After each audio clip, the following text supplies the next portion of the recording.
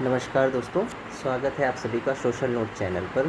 दोस्तों, अभी तक हम लोगों ने राष्ट्रपति, उपराष्ट्रपति आदि से संबंधित प्रश्नों को कर लिया है और पिछली वीडियो में हम लोगों ने कैग और आपका अटॉर्नी जनरल से संबंधित प्रश्नों को किया है। आज जो प्रश्न करना है हम लोगों को संसद से संबंधित किए जाएंगे। संसद में जिसमें आप राष्ट्रपति पढ़ चुके हैं यानी प्रेसिडेंट, इसमें लोकसभा और राज्यसभा के प्रश्नों को शामिल किया जाएगा। तो आइए देखते हैं आज का पहला प्रश्न और इसको हल करने का प्रयास करते हैं।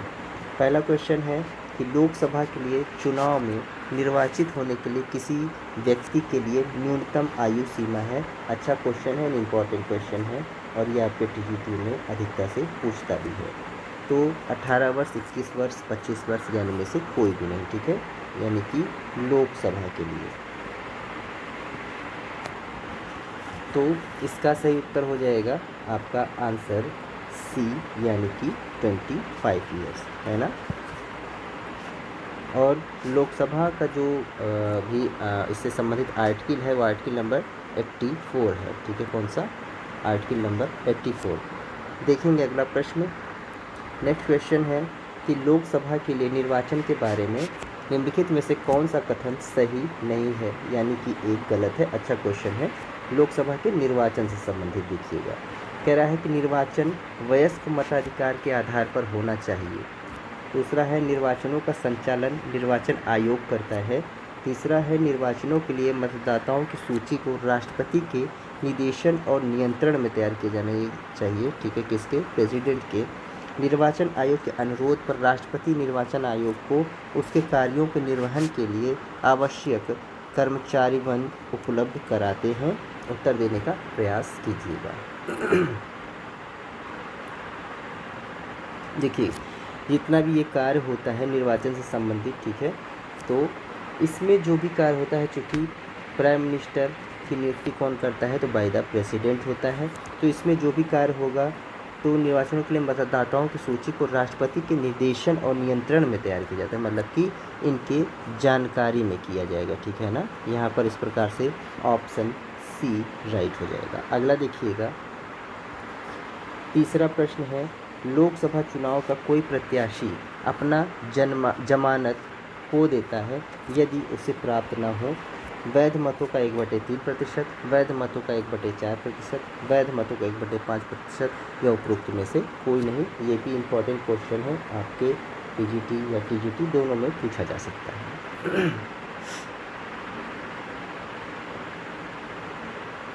तो दोस्तों, क्या सही हो जाएगा कि कोई व्यक्ति जो लोकसभा के चुनाव में प्रत्याशी है और उसे अगर 1/6% भाग मत प्राप्त नहीं होता है, कितना? 1/6 भाग मत अगर प्राप्त ना हो तो क्या होता है? वो अपनी जमानत क्या करता है? खो देता है, यानी कि उसकी जमानत की राशि जब्त हो जाती है। जमानत की राशि जब्त हो जाती है, तो यानी कि इस प्रकार से 1/6 किसी ऑप्शन में नहीं है, तो यहाँ पर आंसर डी राइट हो जाए। कितना होगा? 1/6%। अगला देखिएगा, चौथा प्रश्न है आज का। लोकसभा में राज्यवार सीटों का आवंटन सन 1971 की जनगणना पर आधारित है। यह निर्धारण किस वर्ष तक यथावत रहेगा? 2031 तक, 2026 तक, 2021 तक या 2011 तक? चौथा भी अच्छा क्वेश्चन है और इम्पॉर्टेंट प्रश्न है, ठीक है। ये टीजीटी लायक बिल्कुल सुटेबल प्रश्न है।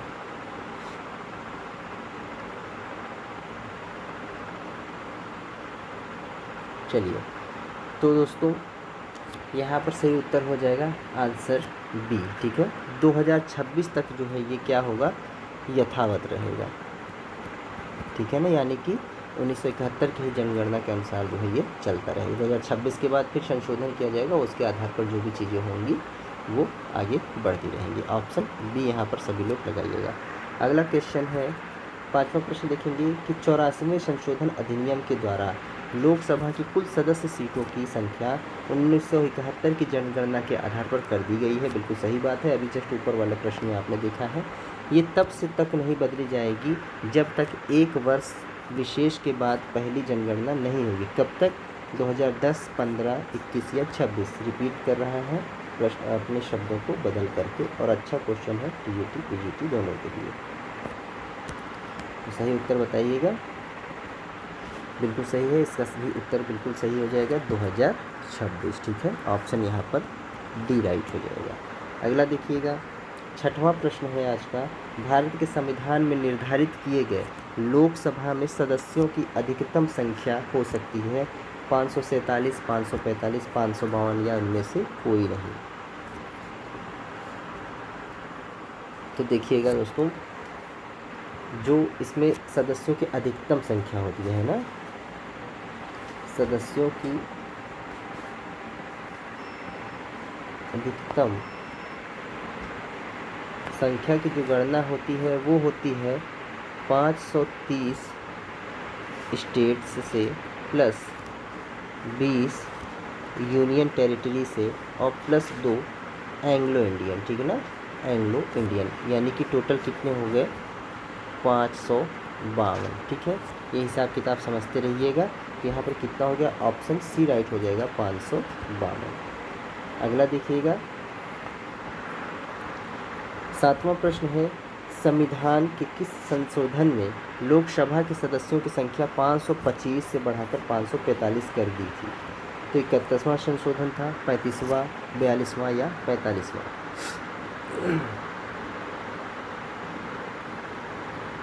देखिएगा, वर्तमान में अगर पूछा जाए तो वर्तमान में 552 है अधिकतम संख्या लोकसभा में। ठीक है, लेकिन कोई कह रहा है कि 525 से 545 कर दी गई थी, तो वो इसका सही उत्तर हो जाएगा 31वें संशोधन के द्वारा। ऑप्शन यहाँ पर ए राइट हो जाएगा। ठीक है, अब वर्तमान पूछे तो वर्तमान में 552 सीटें आरक्षित हैं। अगला देखिएगा, 8वां प्रश्न है, भारत के संविधान के अनुच्छेद 82 के अनुसार लोकसभा की सीटों को राज्यों के मध्य आवंटन कौन सी जनगणना के आधार पर है? 1961, 71, 81 या 91? ये भी क्वेश्चन टीईटी लायक है, इम्पॉर्टेंट है।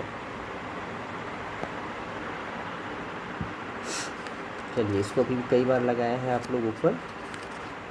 इसका सही उत्तर हो जाएगा 1971 की जनगणना। ठीक है, 1970 की जनगणना। ऑप्शन बी राइट हो जाएगा। और कब तक यथावत रहेगा? 2026 तक, है ना। अगला देखेंगे, 9वां प्रश्न है, वर्तमान लोकसभा में प्रत्येक राज्य के लिए स्थानों का आवंटन आधारित है। 1951 की जनगणना, 1961 की जनगणना, 1971 की जनगणना, 81 जनगणना। फिर से क्या किया है, आपका रिपीट किया है क्वेश्चन। अच्छा प्रश्न है, इंपॉर्टेंट क्वेश्चन, इस तरीके से भी ये पूछ सकता है। सही उत्तर क्या हो जाएगा? 1971 की जनगणना, यहाँ की ऑप्शन सी राइट हो जाएगा। अगला देखिएगा, 10वां प्रश्न है, लोकसभा में राज्यों को किस आधार पर सीटें आवंटित होती हैं? राज्यों को किस प्रकार सीटें आवंटित होती हैं, किस आधार पर पूछ रहा है? जनसंख्या, क्षेत्रफल, गरीबी, भाषा, किस आधार पर होगी? बताइएगा फटाक से। अच्छा क्वेश्चन है, ये भी इम्पोर्टेंट है।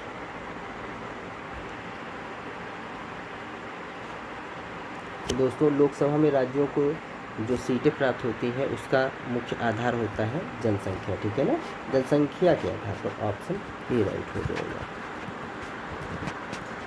जनसंख्या के आधार पर। ठीक है, अगला क्वेश्चन देखते हैं। 11वां प्रश्न है आज का, किस राज्य की लोकसभा में अनुसूचित जाति तथा अनुसूचित जनजाति के लिए आरक्षण नहीं है? ठीक है, यानी कि SC ST के लिए आरक्षण नहीं है कह रहा है। अरुणाचल प्रदेश, जम्मू कश्मीर, मेघालय उपयुक्त सभी।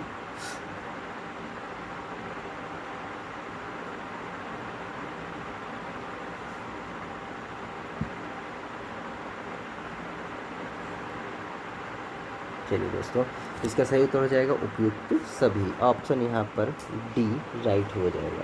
ठीक है, अगला देखा जाएगा, ये जिस समय का प्रश्न है उसके हिसाब से बताया जा रहा है। करंट की चीज़ें क्या है, आप लोग करंट में इसको देखकर बताइएगा और कमेंट करिएगा। ठीक है, करंट में कहाँ पर SC ST के लिए जो है लोकसभा में सीटें आरक्षित नहीं है, ये आप लोग कमेंट बॉक्स में लिखिएगा। नेक्स्ट देखते हैं, 12वां प्रश्न है आपके सामने कि निम्नलिखित में राज्यों में अनुसूचित जनजातियों के लिए लोकसभा में स्थान आरक्षित नहीं है। केरल तमिलनाडु कर्नाटक केरल तमिलनाडु कर्नाटक उपरोक्त सभी। तो दोस्तों यहाँ भी सही उत्तर हो जाएगा उपरोक्त सभी। फिर से वही कार्य कि वर्तमान में कहाँ कहाँ पर जो है SC/ST के लिए आरक्षित नहीं है सीटें, उसको आप लोग जो है नीचे कमेंट बॉक्स में लिखिएगा। 13वां प्रश्न है आज का। यदि किसी राज्य के लिए लोकसभा के स्थानों का आवंटन संख्या 42 हो तो उस राज्य के लिए अनुसूचित जातियों हेतु आरक्षित स्थानों का संख्या होगी। कह रहा है यदि किसी राज्य के लिए लोकसभा के स्थानों का आवंटित संख्या 42 हो तो उस राज्य के लिए अनुसूचित जातियों हेतु आरक्षित स्थानों की संख्या कितनी होगी। 13वां प्रश्न बताइएगा।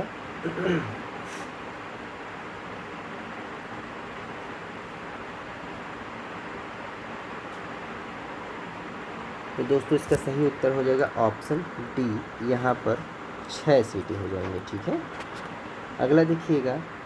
14वां प्रश्न है लोकसभा में अनुसूचित जनजातियों के लिए, ठीक है, यानी कि ST के लिए निम्न में से किस राज्य में सर्वाधिक आरक्षित सीटें हैं। ये सब क्वेश्चन देखिएगा TGT के लिए पूछता है, इम्पॉर्टेंट भी है।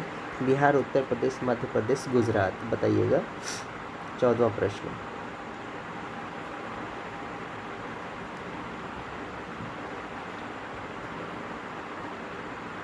तो दोस्तों परिसीमन आयोग की सिफारिश जब आई तो उसके बाद जो है मध्य प्रदेश में सर्वाधिक ST की सीटें जो है आरक्षित हैं। ठीक है, ऑप्शन यहाँ पर C राइट हो जाएगा, यानी कि मध्य प्रदेश। अगला देखिएगा 15वां प्रश्न है निम्नलिखित में से कौन सा राज्य लोकसभा तथा लोकसभा में अनुसूचित जनजातियों को सर्वाधिक प्रतिनिधि निर्वाचित करता है। फिर से वही क्वेश्चन रिपीट कर रहा है। आंध्र प्रदेश, बिहार, मध्य प्रदेश, महाराष्ट्र।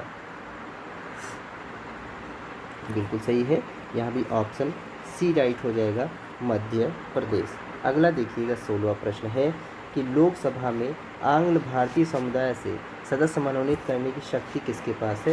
यह भी इम्पोर्टेंट क्वेश्चन है। फिलहाल यह जो है हटा दिया गया है, आंग्ल भारतीयों को इसमें शामिल करना बंद कर दिया गया है। अब इस पर करंट की क्या चीज़ है ये आपको मैं किसी नोट्स में या किसी बुक से देख कर करंट की चीज़ आपको बताने का प्रयास करूँगा। फिलहाल इस प्रश्न को करेंगे। अल्पसंख्यक भारत के राष्ट्रपति, प्रधानमंत्री और उपराष्ट्रपति किसके द्वारा जो है 2 आंग्ल भारतीयों को जो है शामिल किया जाता है। दोस्तों इसका सही उत्तर हो जाएगा कि भारत के राष्ट्रपति के द्वारा जो है मनोनीत किए जाते हैं 2 आंग्ल भारतीय। ठीक है, तो ऑप्शन B राइट हो जाएगा। और अगर राज्यसभा में पूछेंगे तो राज्यसभा में 12। ठीक, अगला देखिएगा 17वां प्रश्न है कि राष्ट्रपति आंग्ल भारतीय समुदाय में कितने सदस्यों को नामित कर सकता है यदि वह इस राय का है कि लोकसभा में इस समुदाय का पर्याप्त प्रतिनिधित्व नहीं हुआ है। मतलब कि किसी समुदाय से वो राष्ट्रपति जो है कितने सदस्यों को नामित कर सकता है अगर वह यह जान जाए कि यहाँ से उनका पर्याप्त प्रतिनिधित्व नहीं हो पाया। अच्छा क्वेश्चन है। 3, 5, 1 या 2 बताएंगे। ये 2 लिखा हुआ है दोस्तों, बिल्कुल सही है। 2 व्यक्तियों को ये नामित कर सकते हैं। ठीक है ना, कितने व्यक्तियों को 2, यानी कि ऑप्शन यहाँ पर D राइट हो जाएगा। अगला देखिएगा 18वां प्रश्न है भारत का राष्ट्रपति लोकसभा में 2 सदस्यों को निम्न में से किसका प्रतिनिधित्व करने के लिए मनोनीत कर सकता है।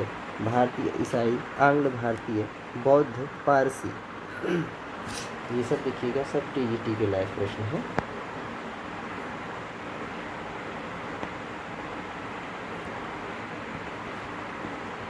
तो सही उत्तर क्या हो जाएगा, आंग्ल भारतीय। ऑप्शन यहाँ पर B राइट हो जाएगा। अगला देखिएगा 19वां प्रश्न निम्न संवैधानिक संशोधन में कौन से राज्यों से निर्वाचित होने वाले लोकसभा के सदस्यों की संख्या में वृद्धि करने से संबंधित है। 6वां, 22वां, 12वां या 38वां, 7वां, 31वां, 11वां, 42वां।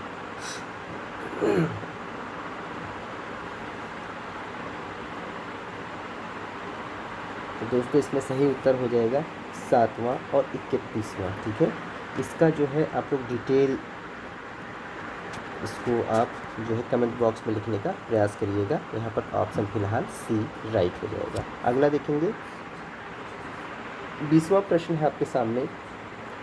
लोकसभा को कार्यकाल पूरा होने के पहले भंग किया जा सकता है। ये अच्छा इम्पोर्टेंट क्वेश्चन है, वेरी इंपॉर्टेंट क्वेश्चन है। राष्ट्रपति के द्वारा स्वविवेक से, प्रधानमंत्री के द्वारा स्वविवेक से, लोकसभा अध्यक्ष के द्वारा स्वविवेक से या प्रधानमंत्री की सिफारिश पर राष्ट्रपति के द्वारा किस तरह से किसको भंग किया जा सकता है लोकसभा को। बहुत ही अच्छा प्रश्न है, इम्पोर्टेंट क्वेश्चन है। तो दोस्तों, जो लोकसभा है, लोकसभा का कार्यकाल से पूर्व ही, यानी कि 85(2) में यह बात कही गई है, इसको पूर्व भी भंग किया जा सकता है, ठीक है ना। इसको भंग किया जा सकता है कैसे? प्रधानमंत्री की सिफारिश पर। किसके द्वारा? तो प्रेसिडेंट या राष्ट्रपति के द्वारा। ऑप्शन यहाँ पर डी बिल्कुल राइट हो जाएगा। अगला देखिएगा, 21वां प्रश्न है, लोकसभा को उसके कार्यकाल के समाप्ति के पूर्व ही भंग किया जा सकता है। कौन सा आर्टिकल है? आर्टिकल नंबर 85(2), ठीक है। राष्ट्रपति के द्वारा इसकी इच्छानुसार, अध्यक्ष या स्पीकर के द्वारा, राष्ट्रपति द्वारा मंत्रिपरिषद के सलाह पर या राष्ट्रपति के द्वारा अध्यक्ष की सलाह पर। अब देखिए, यहाँ प्राइम मिनिस्टर नहीं दिया है, प्राइम मिनिस्टर की जगह क्या दे दिया है? मंत्रिपरिषद। मंत्रिपरिषद में रहता कौन है? प्राइम मिनिस्टर ही हेड होते हैं, ठीक है ना। तो यहाँ पर सी ऑप्शन राइट हो जाएगा। थोड़ा सा घुमाया है, अच्छा क्वेश्चन है, इम्पोर्टेंट क्वेश्चन। नेक्स्ट है 22वां क्वेश्चन है, लोकसभा के कम से कम कितने सत्र बुलाए जाते हैं? वेरी इंपॉर्टेंट क्वेश्चन है और ये आपका टीजीटी में पूछा भी गया है कई बार और पूछा भी जा सकता है। वर्ष में 1 बार, वर्ष में 2 बार, वर्ष में 3 बार या वर्ष में 4 बार। दोस्तों, जो लोकसभा के सत्र बुलाने वाली बात है, यह आपका आर्टिकल नंबर 85(1) के अनुसार जो है एक सत्र में जो है कम से कम 2 बार, ठीक है। वर्ष में कितनी बार? 2 बार बुलाया जा सकता है। ऑप्शन यहाँ पर डी राइट है। और इनके बीच जो है, इन सत्रों के बीच अंतर कब का ना हो? 6 माह से अधिक ना हो, ठीक है। अगला देखिएगा, 23वां प्रश्न है, लोकसभा का कोरम, ये भी अच्छा क्वेश्चन है, कि कुल सदस्य संख्या का कितना होता है? इम्पोर्टेंट। 1/3, 1/5, 1/11 या 1/10।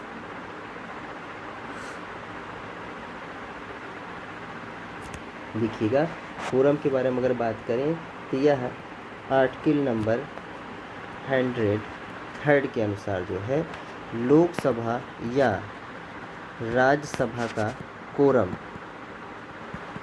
ठीक है, कुल सदस्य संख्या का, कुल सदस्य संख्या का 1/10 भाग होता है, ठीक है।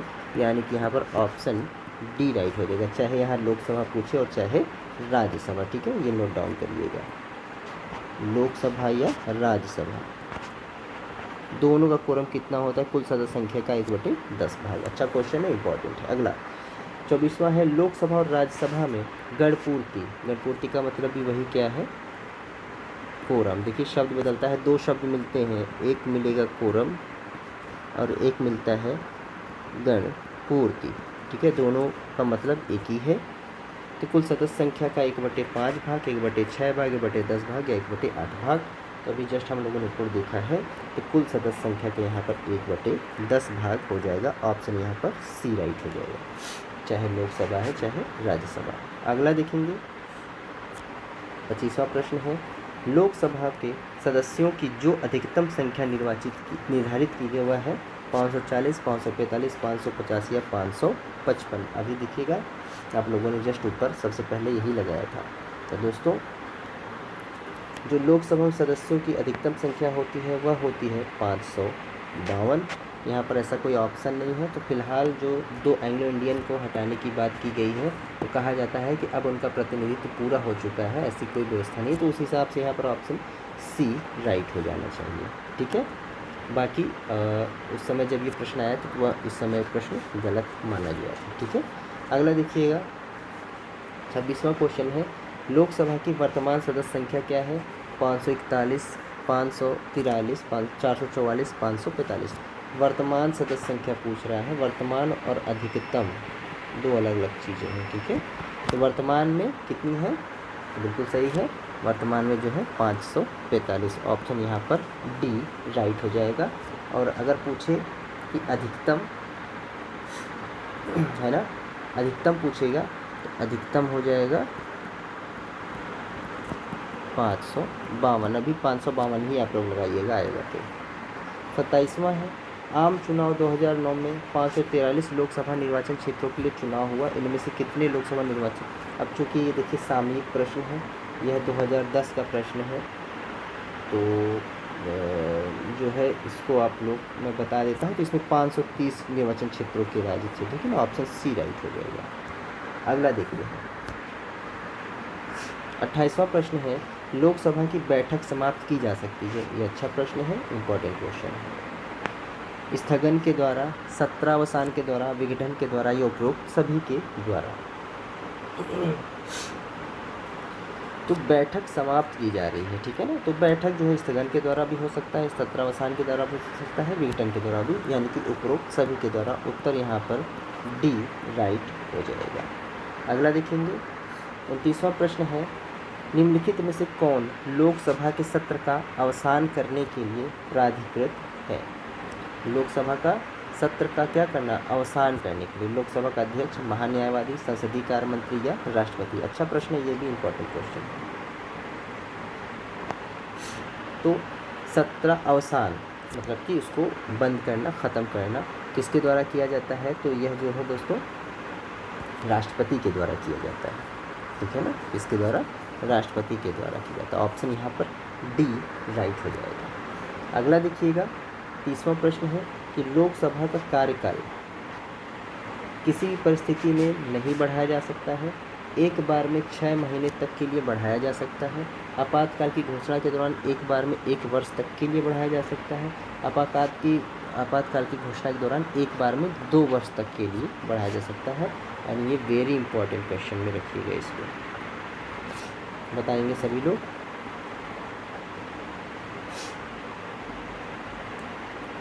दोस्तों आर्टिकल नंबर 83(2) के अनुसार कि लोकसभा का कार्यकाल देखिएगा आपातकाल के दौरान जो है एक बार में 1 वर्ष तक के लिए बढ़ाया जा सकता है।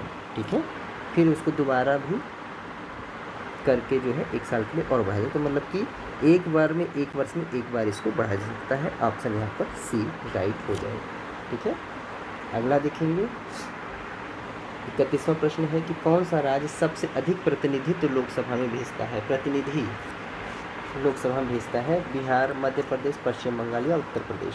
जाहिर सी बात है, जहाँ की जनसंख्या अधिक होगी तो वह है अपना उत्तर प्रदेश। ऑप्शन यहाँ पर डी राइट हो जाएगा। ठीक है, तो ये था दोस्तों आज संसद का भाग हम लोग देख रहे थे। ठीक है, संसद से संबंधित, संसद में आपका लोकसभा और राज्यसभा आता है और प्रेसिडेंट भी आते हैं। तो इनसे संबंधित आज प्रश्नों को हम लोगों ने देखा। अभी इनसे संबंधित और भी प्रश्न हैं जिनको हम लोग अगले वीडियो में हल करेंगे। चूँकि आज लाइव क्लास नहीं हो पाई थी, इसलिए ये वीडियो आपके लिए मैं अभी डाल दे रहा हूँ। आप लोग इनको हल करिएगा और वॉच करिएगा वीडियो को। बाकी टेस्ट के लिए संडे को आप लोग तैयार रहिएगा और संडे को आपका टेस्ट होगा। चलिए मिलते हैं फिर ऐसे ही एक वीडियो के साथ। बहुत बहुत धन्यवाद सभी को जुड़ने के लिए। शुभ रात्रि, जय हिंद।